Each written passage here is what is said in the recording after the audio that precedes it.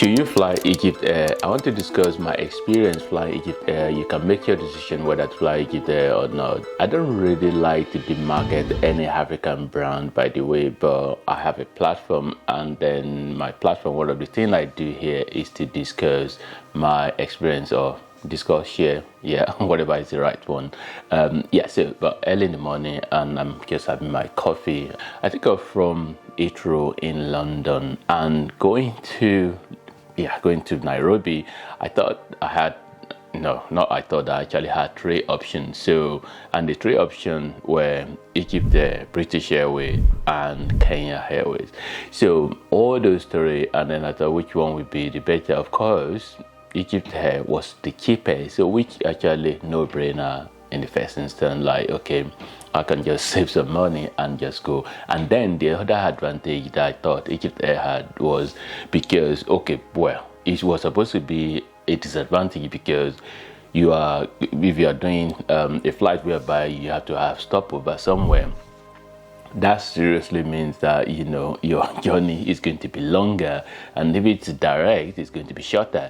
So that's supposed to be a disadvantage, but actually for me it was an advantage because I initially thought I could actually stop over at Cairo and just see a bit of Cairo as well before going, and then I allow like the long hours of layover there. And but the airline, the particular agent that where I booked from, they kind of like when I booked online, they were like, no, that's too long a layover. How will somebody do that? And then I communicated to them. I said, no, it was deliberate. This is what I want. And then they said, okay, that is not available anymore. So then they gave me the one that have the normal layover.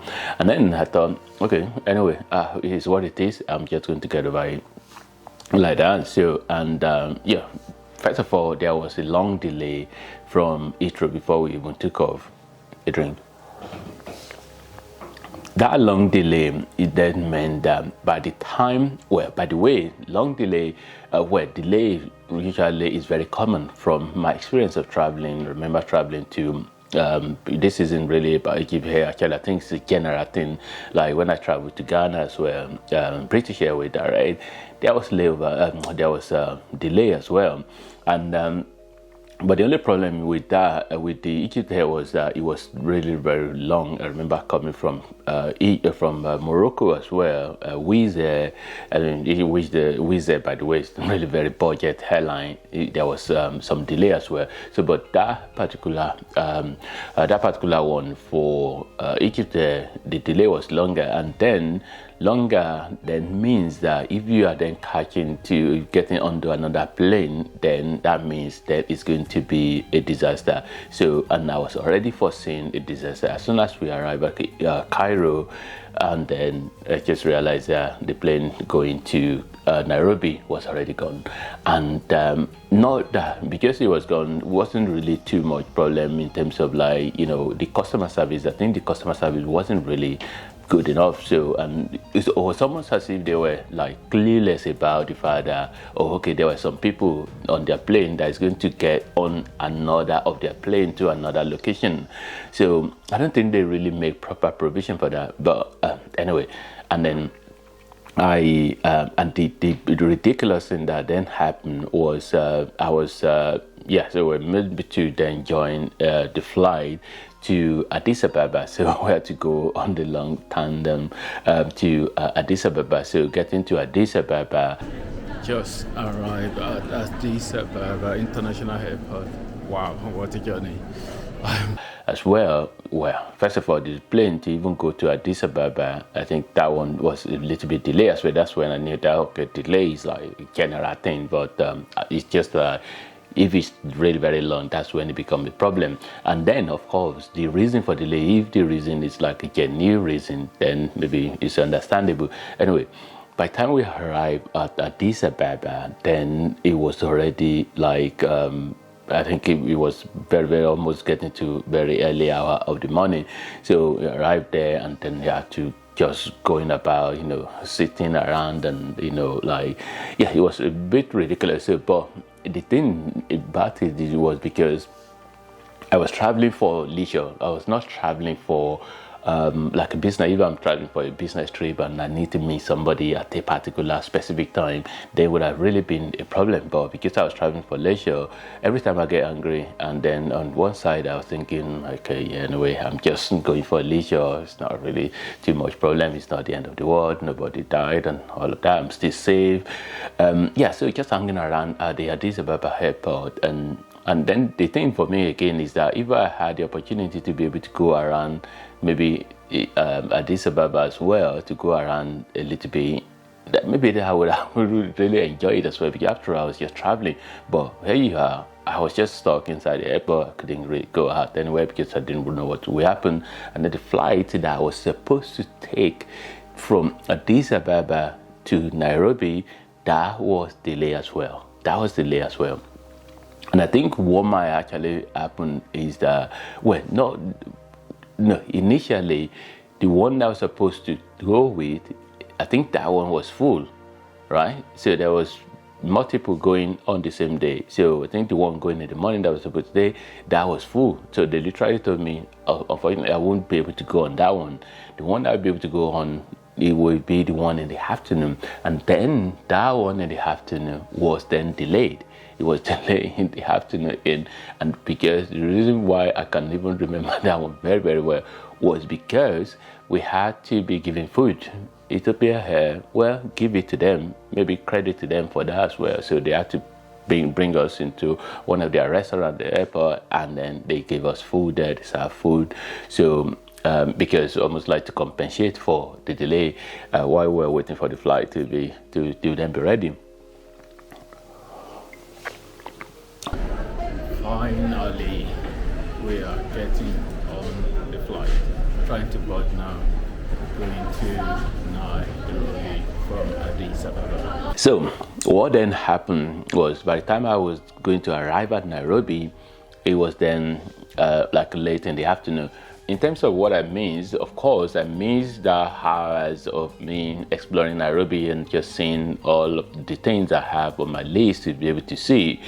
But and then of course one of the major one was the game drive of Nairobi National Park, which one was supposed to be like afternoon stroke evening, and then the other one the following morning. Of course, the following morning one I was able to do that, so that was fine. But it's just some other places that I have on my list to see around Nairobi that I wasn't able to see because I missed those hours.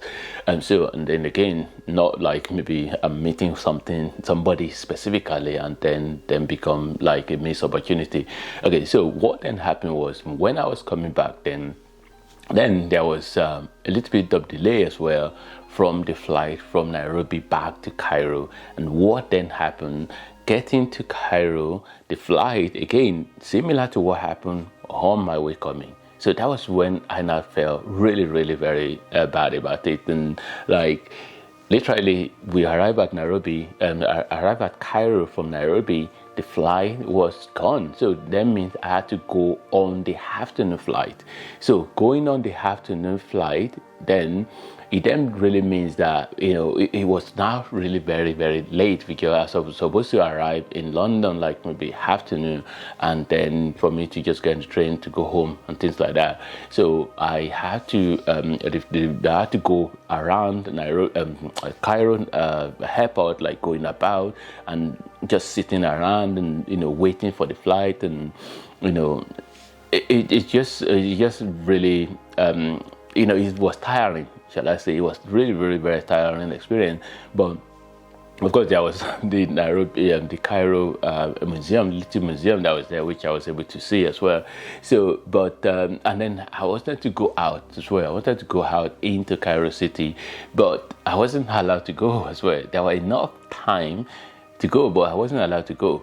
The reason why I wasn't allowed to go wasn't really, I wouldn't really blame anybody for that, because of visa issue. So I was supposed to have, to visit Cairo, or to visit Egypt, I needed a visa. So I was only allowed transit without a visa, but to go inside the city or to go inside the country, I need a visa. So because I didn't have visa, then they said, unfortunately, I won't really be able to allow to go. And I mean, I wasn't happy about that, but of course, the law is the law, and I don't really want to break the law, so that was really that was fine. So, but anyway, at the end of the day, when I was able, when the flight, then I had to then go, and something really funny was that I literally missed the one in the morning, the one that was supposed, the original one. I missed it really by really very tiny. They were almost getting to where they were doing the boarding pass or the boarding gate or whatever, and then they were just like, oh sorry, they're just closing now, I wouldn't be able to. So but yeah, so it was really a bit of terrible experience. Arriving back in London, then that means I was really late, and I just managed to catch the last train. So if I didn't really, by the way, on the plane already, I already pick up my phone. I was already writing complaint, complaint email. I was writing it already like a draft. So because on the plane, because I was already pissed off. So when I finally was able to manage to catch that last train, and literally, I'm saying literally the last train. So if I didn't catch that train, of course, it's still not the end of the world. So I mean, I would have had to look for maybe a hotel or a bed and breakfast or something, or hostel or whatever accommodation. I mean, in London, it's still not going. I'm not going to. I would definitely find somewhere to be able to sleep for the night and then move in the morning. But it's just that. It just wasn't a pleasant. It wasn't a pleasant experience. So the last train, I got the last train, and literally I think it was about two of us actually on the train. By the time I was going to, of course, like a long journey, by the time I was going to get home, the last stop where I was going to stop, only literally two of us on the train together because it was that late. So when I then sent the email to them to complain, so Egypt, well, good enough, they responded, and then they say, oh sorry, and this is, I can't remember the boy, anyway, almost like they apologize and then say, okay, because what I requested for was that I need them to give me compensation. So, and then the compensation they offered me was 50% off to any location where Egypt Hair goes. And I was thinking 50%, well, 50% good enough, but that still means that money is still coming out of my pocket. So I don't really know if you understand what that means. So like, if I don't take the 50%, let's say, for example, let's say flight somewhere is not £300, and then they give me 50% of £150, right? So you see me, I'm still spending money. Do you get it? So like, I'm still spending whatever if I don't want, and then it has to be within 12 months. Whatever if I'm not traveling, if I don't want to travel within that 12 months. So that means I have to force myself because, they are giving me 50%, then I'm still spending money. I'm still spending money on them. So I'm still giving them money. Whichever way you look at it, and I thought I'm not going to take that anyway. So, and then I kept quiet about it for a long time. And then later on I thought, okay, maybe let me just take it anyway, because I didn't have somewhere that I wanted to go. Genuinely somewhere that I want to go, that I really literally need to go there. And then I thought, okay, then to call Egypt Hair, it was now a case of I have to call on a particular number, a particular ridiculous number, one of those number, people that live in the UK might know what I'm talking about.